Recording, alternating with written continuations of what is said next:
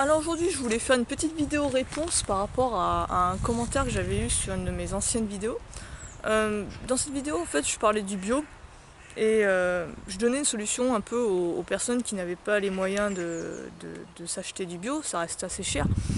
La solution c'était tout simplement d'aller récupérer des plantes sauvages, se renseigner un minimum et d'aller cueillir des plantes sauvages par soi-même. Du coup ce qui est intéressant c'est que c'est gratuit surtout, mais tu as des nutriments beaucoup plus importants dans les plantes sauvages que dans les légumes conventionnels. Donc tu as tout à y gagner. Et en même temps, dans cette vidéo, je m'indignais sur le fait que on avait réussi, notre système avait réussi à inverser les choses. Avant qu'il y ait les pesticides et tout en fait autour de nous était bio. Enfin, il n'y avait même pas de terme pour désigner ce qui était la norme. C'était normal d'avoir quelque chose qui ne te rende pas malade en fait. Et au fur et à mesure, on a réussi à inverser les rôles et de faire ce qui était la norme, quelque chose de rare et qui était destiné un peu à, en guillemets, une élite. Ceux qui avaient l'argent. Ceux qui n'avaient pas l'argent, ils devaient se cantonner à ce qui devait les rendre malades. Des légumes conventionnels, pauvres en nutriments et remplis de pesticides. Donc je m'indignais un peu là-dessus et je disais justement une manière de contourner ça, c'est de se pencher plus sur les plantes sauvages, parce que tu as tout à y gagner. Tu gagnes en nutriments et tu gagnes en gratuité, donc pourquoi s'en priver? Et du coup j'ai eu un commentaire d'un maraîcher bio qui est intéressant, et je voulais justement un peu décortiquer ça avec toi. Donc je te l'afficherai le commentaire, parce qu'il est long, j'ai la flemme de le relire deux fois, et je vais passer directement mes pauses pour le lire d'abord une première fois, et je vais prendre chaque point un par un pour te le détailler. Alors, étant maraîcher bio, il faut que tu comprennes que le bio est plus cher car le rendement est moins élevé. 50% de moins pour les céréales par exemple, donc deux fois plus cher, logique. Bon. Le côté économique, clairement oui, là je suis d'accord avec lui, je peux comprendre le fait que tu as la loi du marché maintenant et que du coup si tu fais moins de rendement, forcément tu peux nourrir moins de personnes et tu peux, en plus pour pouvoir vivre, t'es obligé en guillemets d'augmenter tes prix. Ce qui fait que le bio est plus cher. Ok, pas de soucis sur le côté économique.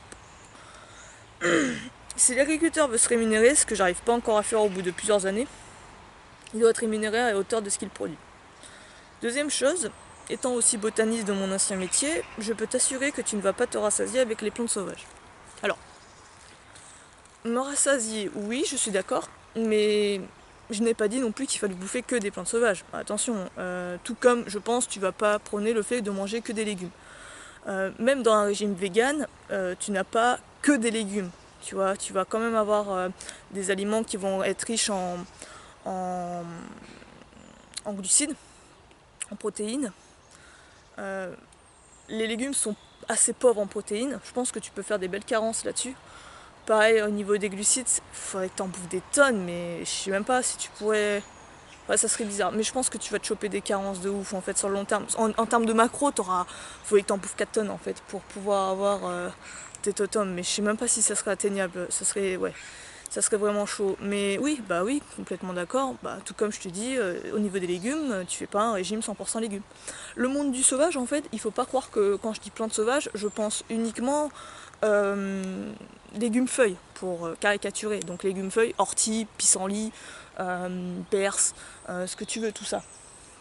Quand je pense monde sauvage, c'est tout ce qu'on peut glaner. Donc il y a des glands, il y a des marrons qui sont riches en amidon, en glucides. Tu as également des racines. Là, je m'y connais pas trop, mais les racines aussi sont riches en glucides. Tu peux également trouver tout ce qui est oléagineux, noix, noisettes. Là, tu vas retrouver des calories de ouf et tes lipides. Donc le monde sauvage, c'est tout ça. C'est pas que des légumes feuilles. C'est tout ce que tu peux glaner. Donc je suis d'accord avec toi, mais en même temps, je te renvoie en fait l'argument dans le sens où ouais, tu vas pas faire qu'un régime de légumes. Ensuite, le temps de travail de récolte est colossal pour des calories moindres. Alors, si tu veux parler du fait d'aller prendre sa voiture, temps de travail et de récolte. Donc, je suppose que tu parles dans un côté où tu fais toi-même les choses. Sinon, tu ne parlerais pas de temps de travail. Euh, je pense, à moins que tu parles que pour les plantes sauvages, mais on pourrait dire la même chose. Ouais, c'est vrai que je vois ce que tu veux dire. En gros, le temps de travail, vu que quand par exemple, si tu veux acheter tes légumes, tu prends ta voiture, tu vas au supermarché d'à côté, et, c'est bon, c'est fait. Et encore, le temps de travail, le temps pour récolter ces plantes sauvages dans la forêt, ça dépend de plein de choses. Je pense que ça dépend si tu habites à côté d'une forêt, d'un endroit assez verduré, on va dire. Ou si tu habites en pleine ville, là oui, je suis d'accord avec toi, il se peut que selon la configuration ou comment tu habites, ça peut mettre plus de temps. Euh, Après, le temps de travail, c'est pas non plus comme si tu te crevais. Tu sais, ramasser des châtaignes ou cueillir des orties, c'est pas comme si tu te crevais de ouf, hein. C'est pas vraiment ça. Mais c'est vrai que je l'avoue, peut-être que aller acheter ça va beaucoup plus vite. Ça, je pense peut-être. Mais n'exagérons rien, c'est pas non plus fatigant de ouf, hein. Une petite balade en forêt le dimanche, tu te fais une grosse récolte avec tes gamins, si t'as des gamins, ou tout seul, on s'en fout, et ça te fait un gros stock. Ça prend pas non plus beaucoup de temps, c'est sympa à faire, ça fait toujours plaisir, c'est pas non plus un temps de travail, hein. Euh, Ensuite, si, par contre, je voulais faire une parenthèse, si par exemple tu recherches plus une autonomie, il parle pas de ça je pense là-dedans, mais si tu recherches une autonomie dans le sens où tu veux peut-être te détacher du système et commencer à faire les choses par toi-même, devenir indépendant, donc tu vas te baser sur plein de visions de l'autonomie, et la plupart du temps ça va être une vision autonomiste plus fermière, c'est-à-dire que tu vas commencer à planter tes légumes, tu vas commencer à planter tes céréales, etc. Et ce que tu vas faire, bah, du coup, c'est essentiellement faire de tout de A à Z. Par exemple, c'est là où par contre le temps de travail sera beaucoup plus dur, beaucoup plus long et fatigant que si tu faisais un peu comme un chasseur-cueilleur, si je puis dire, et que tu n'allais que récolter dans la nature. Ça te demande d'être sédentaire également, mais quand tu veux par exemple faire du blé de A à Z, tu dois te faire chier à labourer tes champs, tu dois te faire chier à planter tes graines, tu dois te faire chier après à attendre que ça pousse et après que tu récoltes ton blé, et après bon, si tu veux faire ta farine et tout, tu as encore des étapes. Là où en fait avec des plantes sauvages, par exemple si je compare avec le blé, ce qui pourrait être comparable c'est les glands. Si tu veux par exemple cueillir des glands, ben, il faut juste que tu te prépares à l'avance, que tu saches les saisons, et peut-être que tu sois un peu plus nomade dans le sens où tu ailles un peu plus loin. C'est ça la différence entre les deux modes de vie. Et en termes de valeur nutritionnelle, tu vas voir que ça se rapproche, voire même que le gland est supérieur en termes, si je compare céréales et gland. Parce qu'il y a autant comparer ce qui est comparable. Et donc tu fais tes récoltes. Là, pour te donner un exemple, j'ai récupéré sur un noisetier seulement, hein, j'ai récupéré plus de 15 ou 15 kilos. 15 kilos, je les ai pesés tous, hein, je mens pas, j'ai vraiment pesé chaque fois que j'en récoltais. En 20 jours, je me suis fait 15 kilos de noisettes. Et j'en ai encore là, j'ai pas fini, hein, j'ai fait qu'un bac, j'ai 3 bacs, en fait, 3 caissettes qui sont remplis de noisettes, et j'en ai bouffé même pas la première, j'ai pas fini la première. Je sais que ça va se conserver sur un an, juste pour te comparer. Donc tu te fais des réserves, tu fais ton écureuil, ça te permet, voilà, tu fais ton travail en une seule fois, et après bon bah t'as plus qu'à taper dans ta récolte, dans ta réserve. Tu peux faire ça pour plein de choses, les châtaignes et tout, les glands, les faines. L'idée c'est de se reprendre ça. Tu vois, là dans une vision autonomiste, je suis pas sûre que de venir faire tout de A à Z en mode fermier soit beaucoup moins fatigant et moins productif qu'en mode plus cueillette et glaner ce que tu trouves dans la nature. Après, tu aurais plein de débats là-dessus, est-ce que tout le monde peut le faire? Enfin voilà, mais quand je te donne ces façons de voir les choses, je cherche pas à résoudre la faim dans le monde, hein. Je cherche pas une solution pour tout le monde. Je donne ma solution, moi, ma vision des choses pour m'en sortir moi. S'il y a des gens qui veulent faire comme moi et tout, bah libre à eux, mais je sais bien que tout le monde va pas faire ça, et tant mieux d'ailleurs, tu vois. Donc je suis pas là à résoudre la faim dans le monde. Ensuite, je voulais te montrer un peu ce que j'avais trouvé quand tu recherches les calories, la densité en termes de macros sur les plantes sauvages. Alors le truc c'est que tu trouves pas beaucoup d'infos malheureusement. J'ai trouvé des trucs sur les plantes on va dire sauvages les plus classiques, pissenlit et ortie. J'aurais vraiment voulu trouver sur d'autres choses comme la berce, le mouron. Enfin il y a plein de plantes sauvages qui existent. Pareil il y a des feuilles comme les feuilles de tilleul que je sais qui étaient riches en protéines. Qui faisait un super complément, mais on trouve pas vraiment de données chiffrées là-dessus. J'ai réussi à trouver quelques chiffres en termes de calories, de macros pour, comme je te dis, pissenlit et ortie. Je pense que les autres plantes sauvages se rapprochent en termes de densité, Mais là encore, je peux rien te prouver avec des données, des vrais chiffres. D'ailleurs, c'est ce que je m'étonne quand l'abonné m'affirme que euh, les plantes sauvages sont moins denses nutritivement, qu'elles vont moins me rassasier parce qu'elles sont moins nutritives. J'aimerais bien justement avoir tes données. Peut-être que tu as des données en termes au niveau des bouquins ou un truc comme ça, mais j'ai rien réussi à trouver vraiment de probant sur Internet. Euh, Déjà, on va parler du terme de légumes. Le problème avec légumes, c'est que c'est assez fallacieux. C'est un terme culinaire où tu peux mettre vraiment tout ce que tu veux. Tu peux très bien mettre de la laitue, des carottes, de la betterave, ce que tu veux, mais tu peux aussi mettre des pommes de terre, des petits marrons, des courges, ou même, il y en a même, ils utilisent ce terme-là pour les céréales. Donc c'est vraiment un terme qui englobe beaucoup, beaucoup de choses. Et le truc, c'est que tu risques de pas comparer ce qui est comparable. Comparer des légumes feuilles avec des légumineuses, c'est trompeur. Oui, forcément que les légumineuses sont plus denses et plus nutritives que des légumes feuilles. Donc déjà, rien que comparer ce qui est comparable, c'est déjà faire, on va dire, chercher un peu mieux quelque chose de cohérent. Donc, ce que j'ai fait, c'est que j'ai voulu regarder un peu, j'ai regardé un peu la carotte crue et l'ortie. Donc, pour l'ortie, en termes de, ça va être notre référentiel. L'ortie, on est pour les 100 grammes, 57 kilocalories. Pour 100 grammes avec les protéines 5,5, 7,1 en glucides, etc. Mais on va se concentrer vraiment que sur les calories, on va faire un truc bête et méchant. Pareil pour les pissenlits, si ça t'intéresse. Pissenlits, on est en termes de valeur, c'est assez équivalent en termes de macro. Macro, on est à 48 kilocalories. En protéines, on est moins. On va dire que l'ortie, c'est la reine de la reine pour les protéines.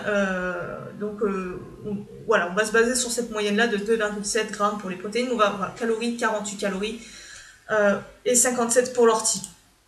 Donc,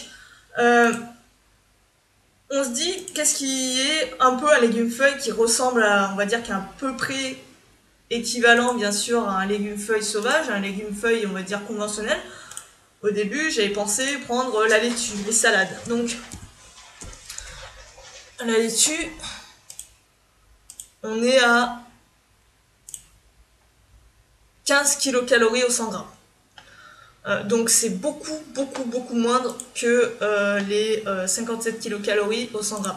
Je parle pas de micronutriments. En termes de micronutriments, je sais pas où on en est. Mais vraiment en termes de macro uniquement, densité nutritive. Donc l'ortie est beaucoup plus haute. Ensuite, on va chercher, j'avais dit, les épinards. Les épinards.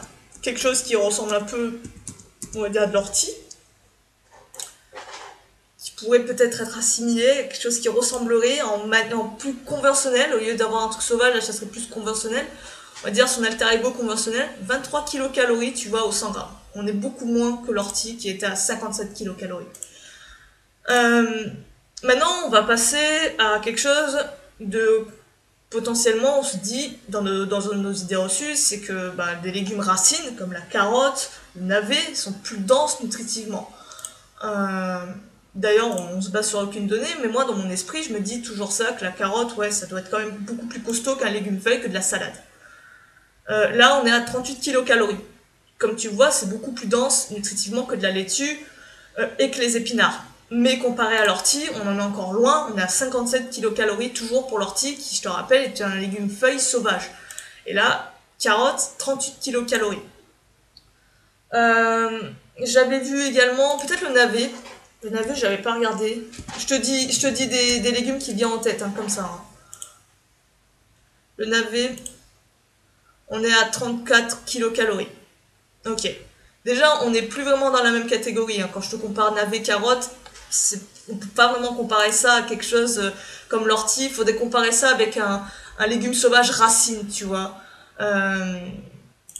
Mais là, on n'a pas quelque chose d'équivalent. Il faudrait peut-être comparer ça avec des racines de bardane, peut-être.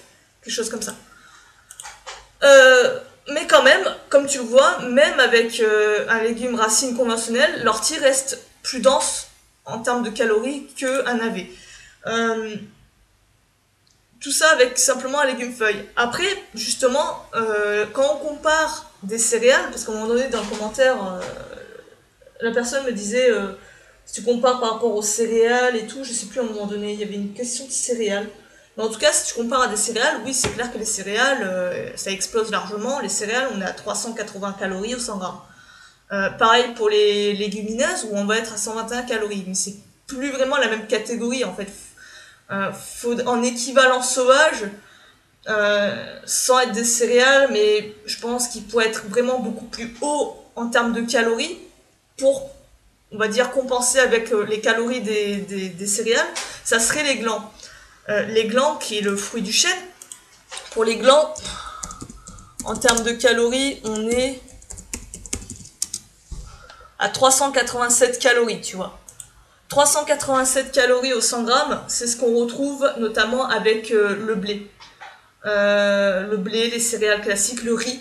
Je crois même que le riz est légèrement en dessous, mais de quelques calories, mais on va pas chipoter pour ça. Mais ouais, là, à ce moment-là, on compare ce qui est comparable de quelque chose de très haut caloriquement dans le monde sauvage avec quelque chose de très haut caloriquement dans le monde conventionnel. Après, aussi, en termes de glucides et de féculents, les pommes de terre. Les pommes de terre, on doit être à 87 calories, je crois, un truc comme ça. 90, tu vois, 90 kilocalories au 100 grammes. Et si on compare avec des châtaignes, qui, on va dire, est riche en amidon, qui pourrait être son alter ego dans le monde sauvage, qu'on peut trouver facilement, cuite à l'eau, j'aimerais bien l'avoir cru. Je crois pas que je l'aurais cru. Je vais mettre cuite à l'eau. On est à 124 calories, kilocalories, mais j'avais vu qu'en cru on était à 80-90 kilocalories, c'est équivalent vraiment à de la pomme de terre. Donc là, ouais, tu compares vraiment ce qui est comparable. Donc, ah oui, je me suis aussi amusée à regarder un peu le top 10 des légumes les plus caloriques, juste pour voir jusqu'où on pouvait aller avec des légumes dits conventionnels. L'avocat, bon bah l'avocat c'est le number one, normal. L'avocat, on va dire que c'est un peu un faux ami parce que c'est également considéré comme un fruit, tu vois. Donc, et il est très riche en lipides. Il est à 169 kilocalories au 100 grammes. C'est vraiment, je crois, pour un légume, ouais, c'est ce qui a. Enfin, pour moi, l'avocat c'est un fruit, mais bon, là encore on pourrait débattre. C'est ce qu'il y a vraiment de très haut. Je sais pas d'ailleurs s'il y a d'autres légumes qui sont comme lui, on va dire, très riches en lipides comme ça. Mais on va dire que voilà, c'est pas vraiment quelque chose qu'on trouve sur nos contrées, qui est un peu exotique. Voilà, on va les laisser là, ouais, je suis d'accord que l'avocat il bat tout, lui, il est balèze. Ensuite, on a les pois cassés. Donc là, comme je te dis, les pois cassés, c'est de la famille plus des légumineuses. Là, on est à 121 calories. Donc là, oui, c'est clair qu'en termes de densité calorique, c'est beaucoup plus riche. Mais on peut pas comparer ça à des légumes feuilles comme des orties ou des pissenlits, tu vois. Ensuite, tu as le maïs doux. Le maïs doux, on est à 103 calories dans une boîte de conserve. C'est à peu près, je crois, 380 kilocalories au 100 grammes. Comme les céréales classiques. C'est une céréale classique, donc c'est équivalent. Dans ce cas-là, il faudrait le comparer à quelque chose comme des glands, comme je te l'ai montré. Et là, on a quelque chose d'équivalent dans le monde sauvage. Les petits pois. Les petits pois, c'est un féculent. 87 calories pour 100 grammes. Il faudrait le comparer à quelque chose de riche comme les châtaignes, je te l'avais dit. Après, tu as l'artichaut. Là, voilà, on rentre dans quelque chose de peu plus, on va dire, classique en termes de légumes, ce qu'on considérait vraiment comme un légume. 47 calories au 100 grammes. 43 calories au 100 grammes. Donc, tu vois, pour un légume, on va dire, qui n'est pas un féculent ni une légumineuse, c'est quelque chose de en dessous encore que les orties. 57 kilocalories. Donc, en gros, l'artichaut, qui fait partie des légumes les plus denses nutritivement en termes de légumes conventionnels, est moins riche en termes de calories que l'ortie. Tu vois. Donc, dire que tu vas pas te rassasier avec des plantes sauvages, je suis d'accord, mais tout comme tu vas pas te rassasier en mangeant que des artichauts, que des betteraves rouges et que des choux de Bruxelles. Il va falloir trouver un équilibre. Trouver un équilibre en complémentant avec des glands, notamment, éventuellement une source de protéines, et encore ta source de protéines, avec les orties, tu as quelque chose de complet en termes d'acides aminés. Il a toutes les chaînes d'acides aminés, il est vraiment, en fait, c'est ce que tu peux avoir dans la viande en termes d'acides aminés. Souvent, le problème avec les protéines dites végétales, c'est qu'il faut qu'elles se complètent. Alors, avec une légumineuse et une céréale, avec l'ortie, tu as tout complet en fait. Tu as tous les acides aminés comme ce que tu aurais dans un steak classique. Donc tu n'as même pas besoin de complémenter ça avec des céréales ou ce que tu veux. Ça suffit comme source de protéines. Après, il va falloir en bouffer, parce que là, sur 100 grammes, tu as 5,5 grammes de protéines. Il faudrait que tu en bouffes, quoi, 200, 300 grammes, ouais, 400 grammes, pour avoir l'équivalent d'un steak à peu près. Et, euh, et après, bon bah, en termes de... pour les glucides, tu prends des glands. Pour avoir quelque chose peut-être de plus riche en lipides, tu peux prendre des noisettes. Les noisettes, là, ça va être ta source de macro, elle va être sur les lipides au lieu d'être sur les glucides. Et là, tu es sur 600 kilocalories. C'est pas la même chose au 100 grammes. Toujours au 100 grammes hein, quand je donne les données. Alors ensuite, comme tu vois, l'artichaut, on est à 43 calories pour 100 grammes. La betterave rouge, on est à 43 pareil, calories au 100 grammes. Tu vois, même les légumes les plus hauts, les plus denses caloriquement ne dépassent pas les plantes sauvages, l'ortie et les pissenlits. On va dire qu'ils sont au moins équivalents, parce que les pissenlits, comme tu vois, on est à 48,2, mais il peut y avoir des données un peu en dessous, un peu au-dessus. Donc on va dire que le légume le plus haut équivaut aux plantes sauvages dites classiques, tu vois. Le chou de Bruxelles, pareil, on est à 41 calories pour 100 grammes. Les carottes, 36 calories. L'aubergine, bon, bah, on descend en fait au fur et à mesure, on est à 35, puis on descend jusqu'au poivron rouge où on est à 34. Alors, dire que du coup, bah, les plantes sauvages sont moins denses et moins nutritives, bah, c'est de la bullshit. Parce que, comme tu peux le voir, avec les données que j'ai réussi à te trouver, que bah, en termes de calories, en termes vraiment de macros, les micros, j'en parle même pas, parce que c'est pas un débat, il y en a beaucoup, ils considèrent que les plantes sauvages, ouais, en termes de micros, il n'y a pas de souci, c'est vraiment très nutritif. Mais toujours, les macros posent problème. Bah là, en faisant quelques recherches, tu peux voir que justement, ça fait partie, on va dire, des familles des légumes les plus denses nutritivement parlant. Donc oui, je le répète, tu vas pas te nourrir qu'en bouffant des plantes sauvages, en bouffant des plantes, on va dire des feuilles sauvages, mais en complémentant avec d'autres sources dans le monde sauvage, avec d'autres sources d'amidon, d'autres sources de glucides, tu peux avoir quelque chose qui se rapproche de avoir un repas complet. Il faudra après peut-être complémenter avec des choses, des ressources animales, je sais pas, des insectes aussi, des trucs comme ça, pour avoir quelque chose de vraiment équilibré, mais c'est vraiment intéressant, t'as vraiment une ressource ben, très abondante et surtout gratuite, et j'ai pas à me poser la question si elle est bio ou non, pour avoir de la bouffe de qualité dans le monde sauvage. C'est pour ça que la spécialisation du travail existe. Ouais. C'est pour ça, je pense qu'on s'est pris une grosse douille dans le cul aussi, tu vois, parce que la spécialisation du travail, ça là encore ce n'est que mon avis, ma vision des choses, a fait en sorte que on perde notre autonomie et notre indépendance. Dans le sens où tu te spécialises dans quelque chose, là où par exemple, je te donne un exemple, avant tu avais plusieurs skills, c'est-à-dire que t'étais pas chasseur, t'étais pas fermier, t'étais pas forgeron, t'étais pas, je sais pas, boulanger, mais t'avais un petit peu de toutes ces compétences. C'est-à-dire que si t'avais envie de bouffer de la viande, t'allais chasser toi-même, mais t'étais pas vraiment un chasseur spécialisé de ouf, tu vois. Je sais même pas si ça existe métier de chasseur, je pense pas, mais tu vois l'idée. Pareil, si tu voulais faire ton pain, tu savais planter toi-même ton blé, tu savais faire ta farine, et tu savais toi-même faire ta, comment ça s'appelle, ta bouffe, ton pain en fait. Tu savais commencer à travailler ta farine et tout, la modeler et tout. J'ai pas les termes. Et après tu faisais cuire ton pain, voilà, t'attendais pas à ce que le boulanger le fasse pour toi. Pareil, je pense à un exemple très concret. Par exemple, dépecer un animal. Dépecer un animal, je m'en souviens. Alors je sais pas si vous l'avez vu passer, il y a eu un scandale avec Leclerc parce qu'ils avaient mis en rayon des animaux en entier. C'est-à-dire qu'ils avaient des lièvres, des perdrix, je sais plus quoi d'autre comme animaux, mais en entier. Vraiment comme s'ils venaient de le buter et ils l'avaient mis en sachet. Tu vois, donc il y avait encore la peau et tout, les entrailles. Et ça avait fait un scandale de ouf et tout, en mode oh putain, c'est abusé, mais ils ont pas honte, les pauvres animaux et tout. Alors, ces arguments-là sont seulement tolérables chez les véganes, parce qu'ils ne mangent pas de viande, ce qui est compréhensible du coup. Mais chez les gens qui bouffent de la viande, c'est un peu abusé.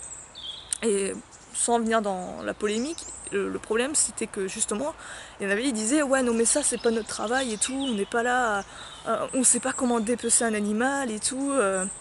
On ne sait pas comment le vider. c'est quand même quelque chose d'assez simple à faire. Je peux te le dire, je l'ai déjà fait plein de fois. C'est pas non plus la mort d'enlever des peaux, d'ouvrir les entrailles, d'enlever les boyaux et tout. Je sais que ma grand-mère, moi par exemple, elle faisait ça avec des canards parce qu'elle avait une petite ferme, elle devait buter elle-même ses canards, ce qui devait pas être la joie. Enfin, tu vois, c'est des compétences qui sont quand même assez simples à faire et qu'on a fait en sorte que ce soit devenu que les bouchers qui savent le faire. Du coup, toi, dès qu'on te met un animal en entier, tu sais plus rien faire. T'es obligé de t'en remettre à quelqu'un d'autre, ce qui te rend dépendant en fait. Et c'est ça, comme je te dis, la spécialisation du travail, ouais, ben, pour mon avis, ma vision de la vie, c'est que c'est une grosse douille, dans le sens où ça te rend dépendant des uns des autres. Et du coup, pour gagner ton autonomie, tu apprends justement à faire par toi-même. Tu réapprends à planter ton potager, tu réapprends à construire ton habitat, ton abri, tu réapprends à reconnaître les plantes sauvages, à chasser éventuellement, pêcher.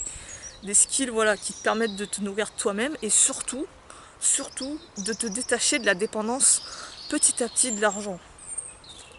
Et tu sais que même si t'as pas de pognon, tu pourras te démerder. Donc ça c'est ma vision des choses. Après voilà, on peut discuter machin là-dessus, mais c'est devenir résilient en gros, être polyvalent. Et pas forcément se spécialiser seulement dans un truc et savoir rien faire d'autre après. Tu vois, c'est un peu comme dans plein de choses, c'est être un crossfitter ou être un pratiquant de MMA. Au lieu de faire que du judo ou que du karaté, ben, tu travailles toutes les disciplines et tu es un peu plus polyvalent. Pareil pour le crossfit, au lieu de faire que de l'haltérophilie ou que de la gym, ben, tu fais un peu de tout, tu vois. Et tu es complet. Je sais plus, les crossfitters, on dit qu'ils sont... je crois que c'est le sport où tu es le plus complet en termes d'endurance, de force et tout. Donc je trouve que c'est vraiment intéressant comme but à atteindre. Ensuite, les plantes sauvages en appoint de nutriments, vitamines. En appoint, genre à côté, en complément, moi je dirais carrément qui remplace. Pourquoi prendre des légumes qui sont moins riches en nutriments, qui te font coûter de l'argent, quand tu peux avoir des plantes sauvages qui sont gratos autour de toi et qui te coûtent que dalle. Alors, après, je te dis pas qu'il faut pas que tu achètes du bio. Si tu as envie d'acheter du bio parce que bah, t'aimes pas les orties, ouais, si t'as la thune, ok. Mais ça, c'est en fait, mon discours, c'est pour les gens qui trouvent des excuses sur le plan financier. Si t'as de la thune et que tu veux acheter du bio, bah oui, achète du bio. Je dis pas que j'achète pas du bio non plus de temps en temps. Mais je le fais pas tout le temps, parce qu'en termes de thune, ça revient très cher après. Donc, en appoint, non. Je pense que tu peux carrément remplacer. Tu peux remplacer les légumes par des plantes sauvages. Après, je me trompe peut-être, mais voilà, c'est toujours intéressant de discuter en fait. J'aime bien, ça enrichit un peu. Ça permet de voir si tu te trompes ou pas. Alors ensuite. Mais pour te nourrir qu'avec ça, c'est chaud. Donc là encore, je le redis, oui, qu'avec des plantes, qu'avec des légumes feuilles, ça risque tu risques d'être en manque calorique. À ce moment-là, il faudra que tu complètes avec des glands, des châtaignes, des oléagineux, des racines, pour avoir quelque chose d'un peu plus riche. Voilà. On va dire que tu vas te rapprocher d'une diète végane, mais après l'idéal, ça serait éventuellement que tu rajoutes un peu d'animal, avec de la chasse, de la pêche, ce que tu veux, quoi. Si, bien sûr, on est dans une optique où tu te nourris que de ça. Hein. Je me sens pas que j'avais dit que bouffer que de ça non plus hein, dans la vidéo. Je me trompe peut-être, il y a longtemps que je l'ai faite, mais il me semble pas que j'avais dit bouffer que des plantes sauvages. J'avais dit au contraire acheter des plantes sauvages, cueillir des plantes sauvages pour remplacer les légumes quand c'est trop cher. Ensuite, troisième chose, le bio est très cher en magasin bio, mais beaucoup moins si tu t'inscris dans une AMAP. Une AMAP, alors attends, j'avais mis ce que c'était. C'est une association pour le maintien de l'agriculture paysanne. Donc ça, c'est intéressant. Où tu as des prix de producteurs sans intermédiaire. Donc ça, c'est cool. Mais j'avais un peu regardé. Mais le truc qui est un peu chiant, c'est que je crois que ça marche par abonnement en fait. Donc c'est pas genre ouais tu viens, ah bah aujourd'hui j'ai envie d'acheter un panier bio. Non, non, je crois que c'est comme des cotisations là. Ça c'est un peu casse-couille par contre. Mais ouais, ça peut être vraiment intéressant si ça vous intéresse d'aller voir récupérer des légumes bio pour pas cher. C'est de vous renseigner, vous tapez association pour maintien de l'agriculture paysanne ou AMAP directement et le nom de votre ville à côté, vous verrez les trucs qui se font autour de chez vous. Ça peut être intéressant, je connaissais pas, donc merci pour m'avoir fait découvrir ça. Ça peut être cool. C'est accessible pour quelqu'un qui consacre une partie de son budget à l'alimentation plutôt que des besoins secondaires de consommation comme le dernier iPhone. Euh, ouais, bah après oui, c'est clair que c'est... Après chacun fait ce qu'il veut de son budget, mais c'est vrai que si tu te plains et que tu te permets d'acheter plus d'iPhone et tout pour une vision, pour avoir, pour paraître clairement avoir peut-être des moyens, je sais pas. C'est un signe de prestance sociale, on va dire. Ouais, attends, putain, vas-y, j'ai plus de...